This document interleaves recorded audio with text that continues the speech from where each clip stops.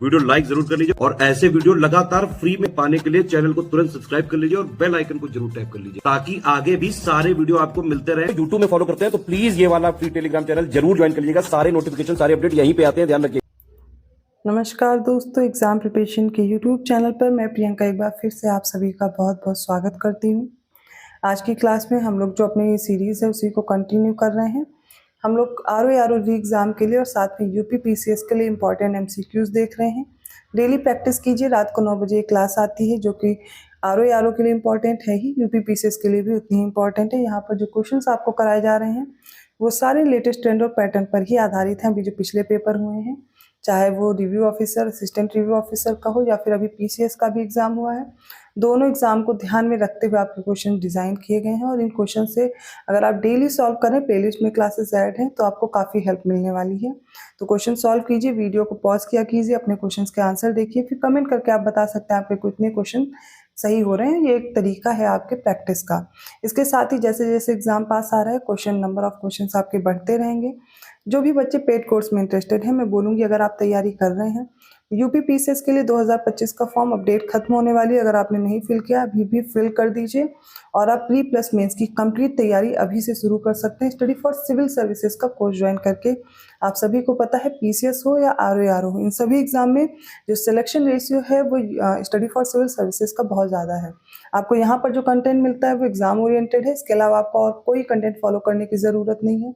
अभी आपको जो टाइम मिला है 3 से 4 महीने का, ये आपको मिल गया है आर के लिए। तो आप क्रैश कोर्स ज्वाइन कर सकते हैं जिसमें वीडियो रिकॉर्डेड क्लासेस होंगी, साथ में प्रैक्टिस कर सकते हैं। टेस्ट सीरीज है, डेली प्रैक्टिस कराई जाती है।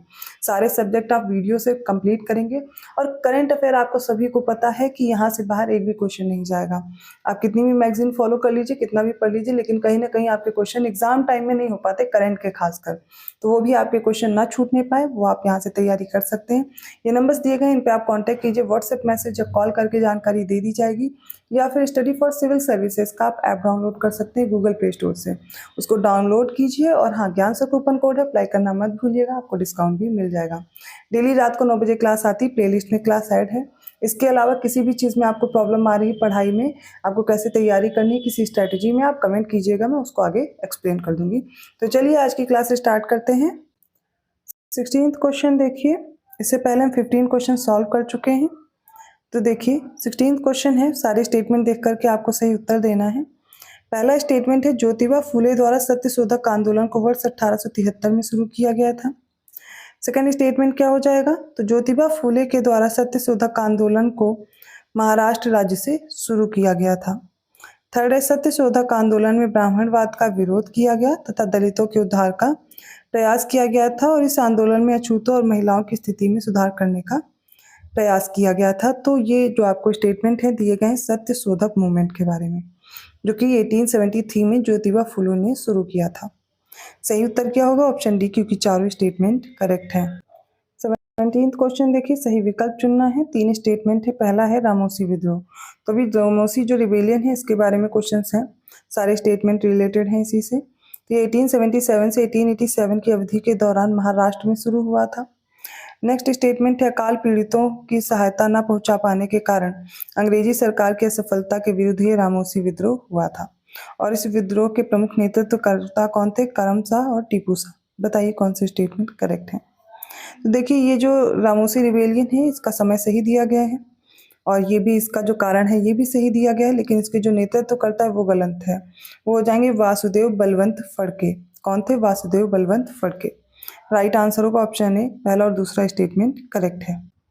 अगला प्रश्न देखिए और बताइए इनमें से कौन से स्टेटमेंट करेक्ट है। पहला है, रविन्द्रनाथ टैगोर का जन गण मन पहली बार 27 दिसंबर 1911 को बिशन नारायण धर की अध्यक्षता में आयोजित भारतीय राष्ट्रीय कांग्रेस के कोलकाता सत्र में गाया गया था। सेकेंड है, 1931 में सरदार वल्लभ भाई पटेल की अध्यक्षता में आयोजित भारतीय राष्ट्रीय कांग्रेस के कराची अधिवेशन में मौलिक अधिकारों पर प्रस्ताव पारित किया गया था। इसका राइट आंसर होगा ऑप्शन डी, दोनों स्टेटमेंट क्या होंगे, सही होंगे। 19th क्वेश्चन देखिए। पहला स्टेटमेंट है, गवर्नर जनरल जो वारेन हेस्टिंग है इसके शासन काल में 1784 में विलियम जोन्स के द्वारा एशियाटिक सोसाइटी ऑफ बंगाल की स्थापना की गई थी। सेकेंड है, इंडियन काउंसिल एक्ट 1861 में वायसराय वॉरेन कैनिंग के शासन काल के दौरान पेश किया गया था। और थर्ड है ब्रिटिश भारत में वायसराय डफरिन के शासनकाल के दौरान 1883 में बर्मा का पूर्ण विलय कर लिया गया था। इनमें से देखिए कौन से स्टेटमेंट करेक्ट है, तो फर्स्ट और सेकंड सही है, थर्ड इनकरेक्ट हो जाएगा। अब ये स्टेटमेंट क्यों गलत है, तो वो देखिए डफरिन के शासनकाल के दौरान बर्मा का पूर्ण विलय तो हुआ था, लेकिन ये जो ईयर है ये गलत दिया गया है। कब हुआ था? 1885 में हुआ था, और यहीं पर ये स्टेटमेंट गलत हो जाएगा। इसलिए इसका सही उत्तर होगा ऑप्शन ए, पहला और दूसरा कथन बिल्कुल सही है। 20वां प्रश्न देखिए,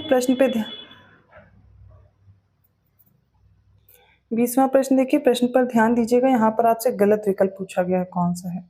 तीनों स्टेटमेंट देखिए। पहला, गवर्नर जनरल कॉर्नवालिस के शासनकाल के दौरान 1787 में किर्कपैट्रिक प्रतिनिधि मंडल नेपाल भेजा गया था, ये करेक्ट हो जाएगा। और नेक्स्ट देखते हैं, सेकंड है, महादेव गोविंद रानाडे ने 1870 में ब्रिटिश सरकार और जनता के बीच सेतु का काम करने के उद्देश्य से पूना सार्वजनिक सभा की स्थापना की थी। तो याद रखिएगा 1870 में एमजी रानाडे ने पूना सार्वजनिक सभा की स्थापना की थी। ठीक है।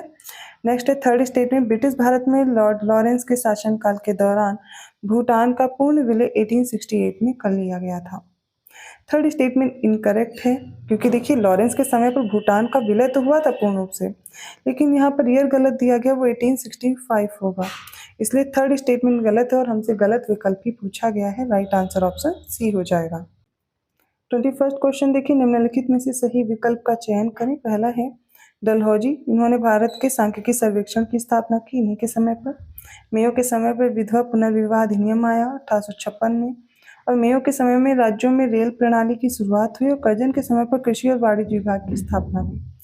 कौन सा करेक्ट है? कोई एक विकल्प गलत है, कोई एक विकल्प सही है, बाकी तीनों गलत होंगे। तो चलिए देखते हैं।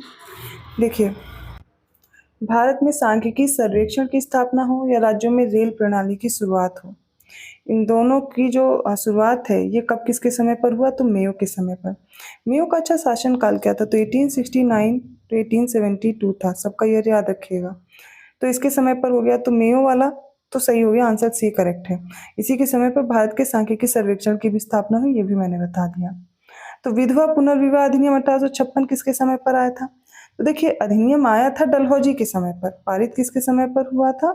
तो ये हुआ था विलियम बेंटिक के समय पर। ठीक है। तो यहाँ पर देखिए क्या गलत हो गया, ये हो गया, ये विधवा पुनर्विवाह अधिनियम इससे जोड़ देंगे।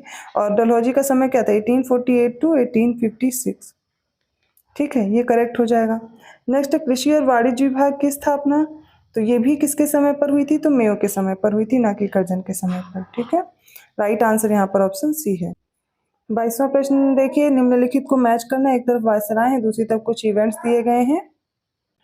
इसमें वायसराय में रिपन है, चेम्सफोर्ड है, रीडिंग है और इरविन है। जलियांवाला बाग नरसंहार, एल्बर्ट बिल विवाद, दांडी मार्च और काकोरी ट्रेन डकैती, इन्हें मैच करेंगे। तो देखिए रिपन का सबसे पहले देखते हैं। जलियांवाला बाग नरसंहार कब हुआ था? 1919 में हुआ था। उसी समय क्या आया था? तो चेम्सफोर्ड का शासन काल था। ठीक है, मॉन्टेग्यू चेम्सफोर्ड जो सुधार अधिनियम आया था वो उसी समय आया था, 1919 में, है ना। तो यहाँ से याद रहेगा।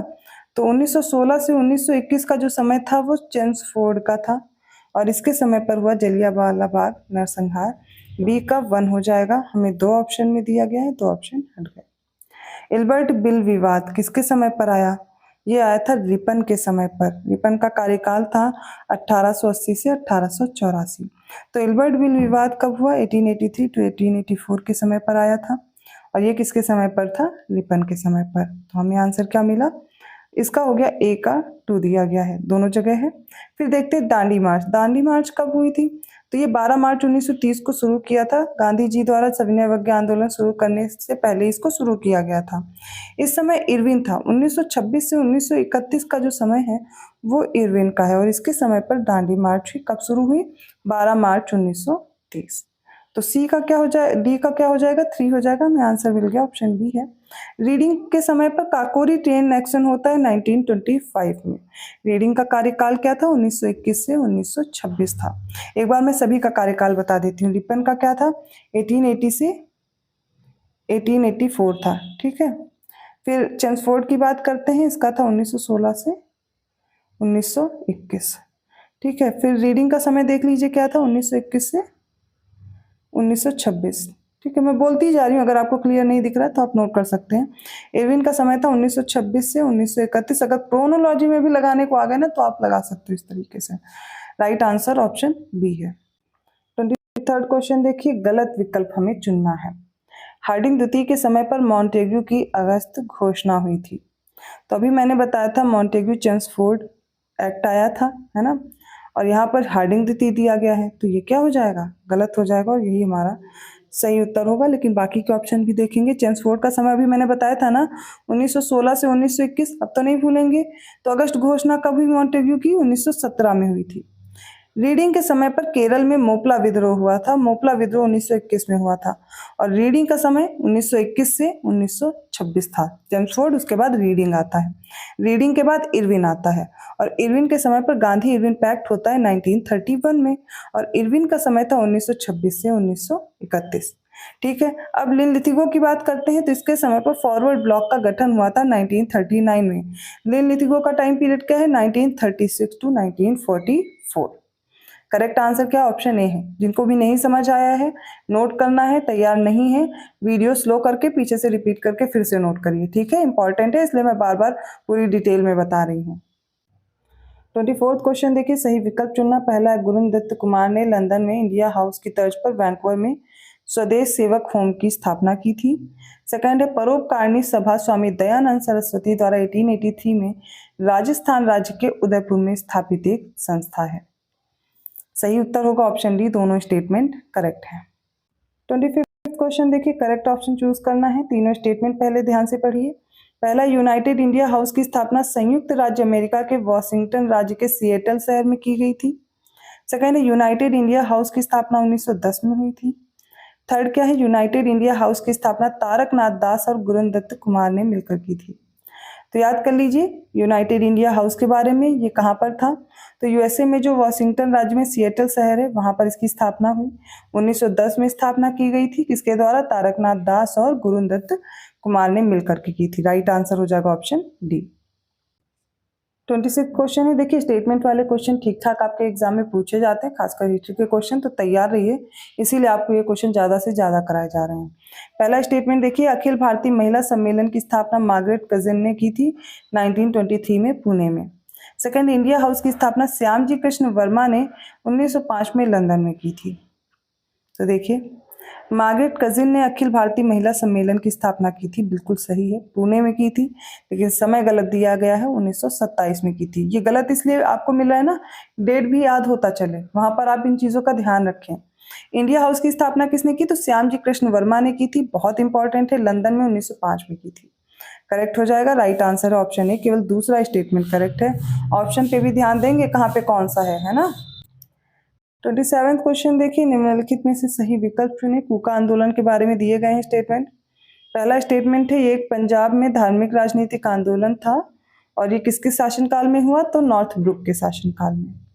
इसके नेतृत्वकर्ता थे बाबा राम सिंह और नामधारी सिखों ने इसका नेतृत्व किया था। इसकी शुरुआत हुई थी 19वीं सदी के अंत में। क्या उत्तर होगा इसका, वो हो जाएगा ऑप्शन डी, सारे स्टेटमेंट करेक्ट है। 28th क्वेश्चन देखिए, निम्नलिखित में से सही विकल्प चुने। पहला, 1857 की क्रांति का प्रतीक कमल और रोटी था। इसके प्रत्यक्षदर्शी उर्दू शायर मिर्जा गालिब थे। इस समय जो ब्रिटिश प्रधानमंत्री थे वो विलियम पिट थे और इस समय जो भारत का गवर्नर जनरल था वो कर्जन था। तो देखिए, इस क्रांति का प्रतीक कमल और रोटी था, इस समय मिर्जा गालिब थे, लेकिन यहाँ पर जो ब्रिटिश प्रधानमंत्री थे वो विस्काउंट पामस्टन थे, ना कि विलियम पिट थे। कौन थे, विस्काउंट पामस्टन। ये किसके समय पर हुआ, तो कर्जन नहीं था, कर्जन के समय पे तो 1905 में हुआ था बंगाल विभाजन, याद कीजिए। इस समय कौन था, तो कैनिंग था। इसमें क्रांति में बहुत से लोगों ने भाग नहीं लिया था, साहूकार हो गए, जमींदार हो गए, जितने भी शिक्षित वर्ग थे, बहुत कम ही किसानों ने भाग लिया था, इसलिए ये क्रांति सफल नहीं रही थी। राइट आंसर क्या हो जाएगा, ऑप्शन ए, पहला और दूसरा स्टेटमेंट सही है।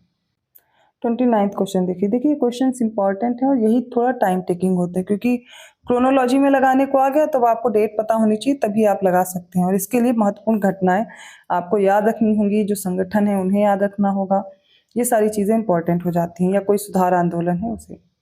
Women's India association, Akhil Bharatiya व्यापार संघ, संयुक्त भारतीय समिति और इंडियन लीग को हमें क्रोनोलॉजी में अब लगाना होगा। चलिए करके देखते हैं।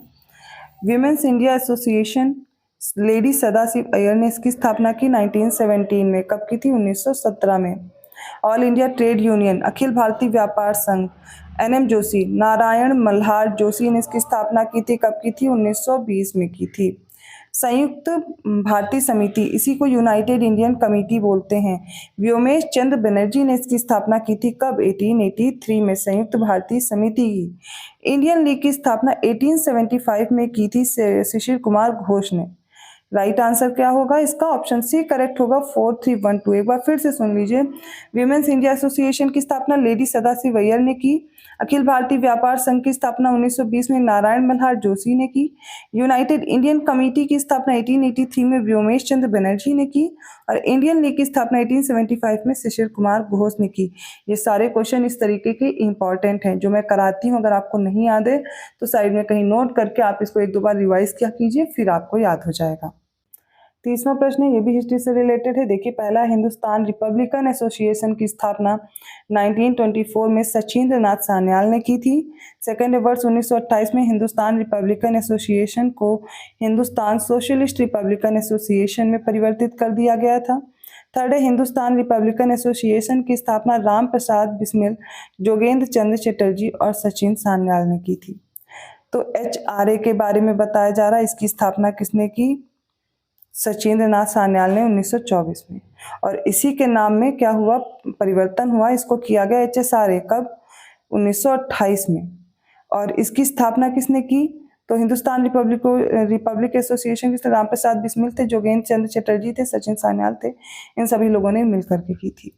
राइट आंसर क्या हो जाएगा? Option C. तीनों स्टेटमेंट यहाँ पर करेक्ट हैं, इसलिए राइट आंसर ऑप्शन सी हो जाएगा। याद रहेगा? ठीक है, इसकी स्थापना और इससे कौन कौन से लोग जुड़े थे ये भी याद रखिएगा। तो ये इंपॉर्टेंट क्वेश्चन थे। आई होप आज आपको समझ में आएंगे, हिस्ट्री से रिलेटेड है। क्वेश्चन थोड़े लेंथी लगे क्योंकि देखिए स्टेटमेंट वाले क्वेश्चन आते ही हैं, क्रोनोलॉजी वाले क्वेश्चन करने ही होते हैं, तो उन्हीं पे बेस्ड ये आपके क्वेश्चन है और इम्पॉर्टेंट है। ठीक है, ध्यान रखिए। वीडियो अच्छा लगा तो लाइक जरूर कर दीजिएगा। चैनल को अभी तक सब्सक्राइब नहीं किया कर लीजिए। क्वेश्चन आपके एग्जाम में बहुत ही हेल्पफुल रहने वाले हैं। बहुत जल्दी मॉक टेस्ट भी शुरू हो जाएंगे फुल लेंथ। तो बाकी जो क्वेश्चन कर रहे हैं पिछली जो क्लासेस प्लेलिस्ट में ऐड है उन्हें भी कर लीजिए, इंपॉर्टेंट है। ठीक है, तो मैं मिलती हूँ अगली क्लास में ऐसे ही क्वेश्चंस के साथ। पेड कोर्स के लिए आप डिस्क्रिप्शन बॉक्स में दिए गए नंबर्स पे कांटेक्ट कीजिए या फिर ऐप से अपने कोर्स को ज्वाइन कीजिए। कोई दिक्कत आ रही है आप कमेंट करके पूछ सकते हैं। धन्यवाद।